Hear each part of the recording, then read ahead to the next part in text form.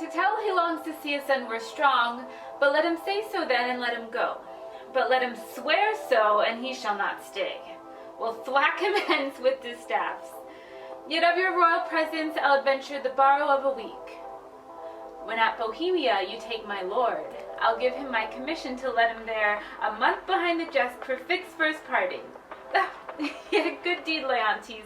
I love thee not a jar of the clock behind, but lady she her lord. You'll stay? No, madam. Nay, but you will. I may not, verily. Verily! You put me off with limber vows, but I, though you would seek to unsphere the stars with oaths, should yet say, Sir, no going. Verily, you shall not go. A lady's verily's as potent as a lord's. Will you go yet? Force me to keep you as a prisoner and not like a guest, so you shall pay your fees when you depart and save your thanks. What say you? My prisoner or my guest? By your dread verily, one of them you shall be. Your guest, then, madam. To be your prisoner should import offending, which is for me less easy to commit than you to punish. Not your jailer then, but your kind hostess. Come, I'll question you of my lord's tricks and yours when you were boys. You were pretty lordings then. We were, fair queen, two lads that thought there was no more behind but such a day tomorrow as today, and to be boy turned. Was not my lord the verier wag of the two? We were as twin lambs that did frisk in the sun and bleat the one at the other. What we changed was innocence for innocence. We knew not the doctrine of ill-doing, nor dreamed that any did. Had we pursued that life, and our weaker spirits ne'er being higher reared with stronger blood, we should have answered heaven boldly, not guilty. The imposition cleared hereditary hours. By this we gather you have tripped sins. Oh, my most sacred lady. Temptations have since then been born twos, for in those unfledged days was my wife a girl. Your precious self had not then crossed the eyes of my young playfellow. Grace to boot! Of this make no conclusion, lest you say you're queen and I are devils. Yet go on. With the offenses we have made you do, we'll answer to. If you first sinned with us, and that with us did continue fault, and slipped not with any but us. Is he one yet?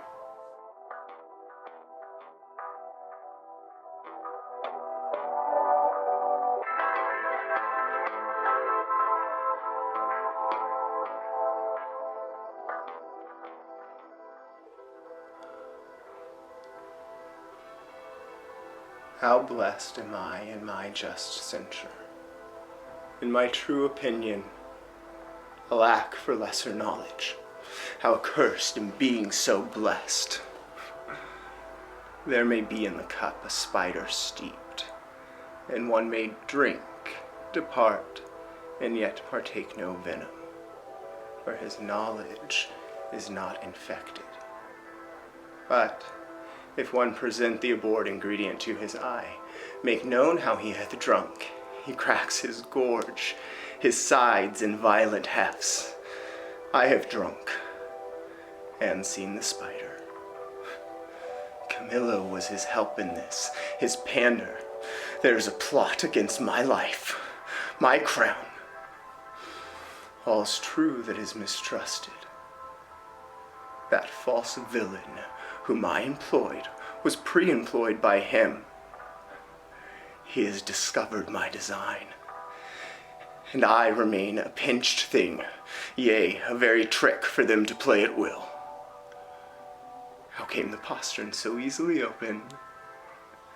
By this great authority, which often hath no less prevailed than so on my command. I know it well.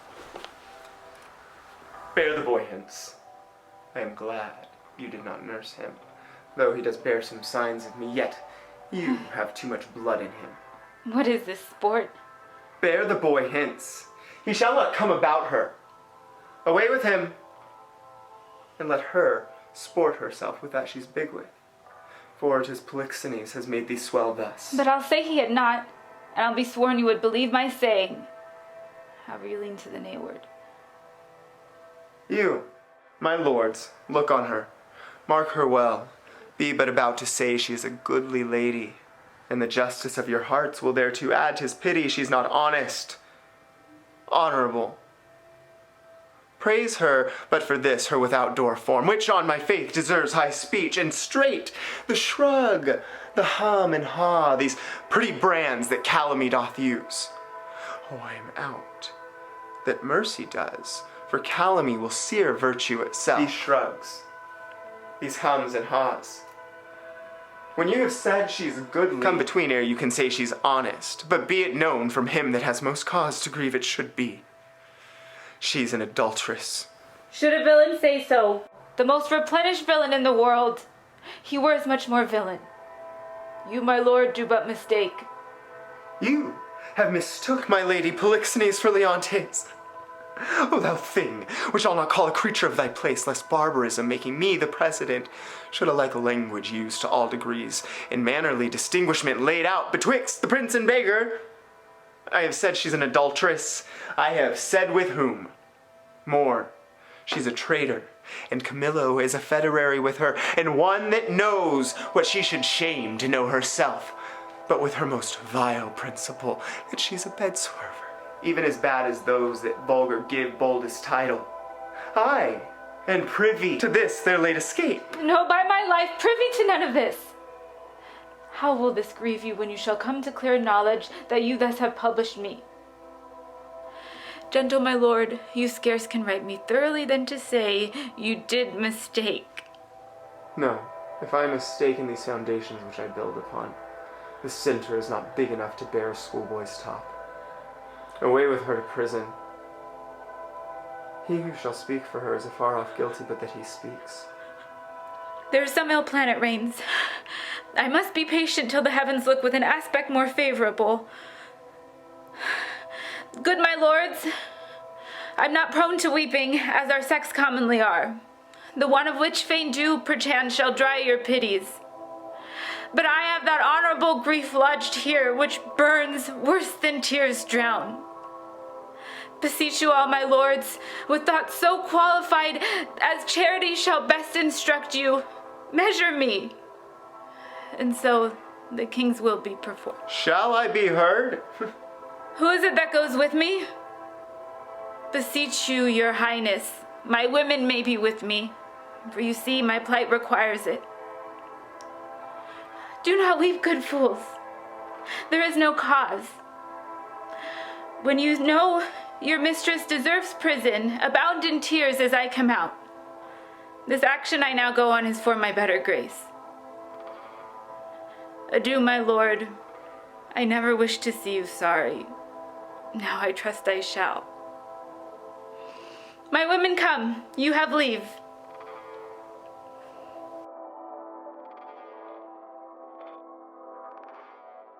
Hermione, queen to the worthy Leontes, king of Sicilia, thou art here accused and arraigned of high treason in committing adultery with Polixenes, king of Bohemia, and conspiring with Camillo to take away the life of our sovereign lord the king, thy royal husband, the pretense whereof being by circumstances partly laid open, thou, Hermione, contrary to the faith and allegiance of a true subject, didst counsel and aid them for their better safety to fly away by night. Since what I am about to say must be but that which contradicts my accusation, and the testimony on my part no other but what comes from myself, it shall scarce boot me to say not guilty. Mine integrity being counted falsehood shall, as I express it, be so received. But hear this. If powers divine behold our human actions as they do, I doubt not then that innocence shall make false accusation blush and tyranny tremble at patience. For you, my lord, best know, who least will seem to do so. My past life hath been as continent, as chaste, as true, as I am now unhappy, which is more than history can pattern, though devised and played to take spectators. For behold me, a fellow of the royal bed, which owe a moiety of the throne, a great king's daughter, mother to a hopeful prince, here standing to prate and talk for life and honor, for who all please to come in here. For life, I prize it as I wait grief, which I would spare. For honor, 'tis a derivative from me to mine and all that I stand for. I appeal to your own conscience, sir. Before Polixenes came to your court, how I was in your grace, how merited to be so. Since he came, with what encounter so uncurrent, I have strained to appear thus.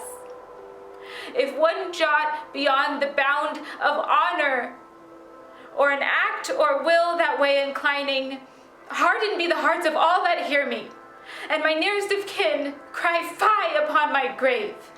I ne'er heard yet that any of these bolder vices wanted less impudence to gainsay what they did than to perform it first. That's true enough, though 'tis a saying, sir, not due to me. You will not own it. More than a mistress of what comes to me in name of fault, I must not at all acknowledge. For Polixenes, with whom I am accused, I do confess I loved him as an honor he required, with such a kind of love which may become a lady like me, with a love even such, so and no other, that you yourself commanded. To not have done would be in me, I think, both disobedient and ingratitude to you and toward your friend, whose love could speak, whose love had spoke, even since it could speak from an infant freely that it was yours. Now, for conspiracy, I know not how it tastes, though it be dished for me to try how. All I know of it is that Camillo was an honest man, and why he left your court, the gods themselves, watching no more than I, are ignorant. You knew of his departure, as you know what you have undertaken to do in his absence. Sir, you speak a language that I understand not. My life stands at the level of your dreams, which I'll lay down. Your actions are my dreams. You had a bastard by Polixenes, and I but dreamed it. As you were past all shame, those of your fact are so past all truth, which to deny concerns more than avails. For as thy brat hath been cast out, like to itself no father owning it, which is indeed more criminal in thee than it, so thou shalt feel our justice, in whose easiest passage look for no less than death. Sir, spare your threats. The bug which you would fright me with I seek. To me can life be no commodity. The love and comfort of my life, your favor, I do give loss, for I do feel it gone, but know not how it went. My second joy and first fruits of my body, from his presence I am barred like one infectious. My third comfort, starred most unluckily, is from my breast. The most innocent milk in its most innocent mouth hailed out to murder. Myself on every post proclaimed a strumpet. With the modest hatred, the childbed privilege denied, which longs to women of all fashion. Now, hurried here to this place, in the open air, before I have got strength of limit. Tell me, my liege, what blessings do I have here that I should fear to die? Therefore proceed.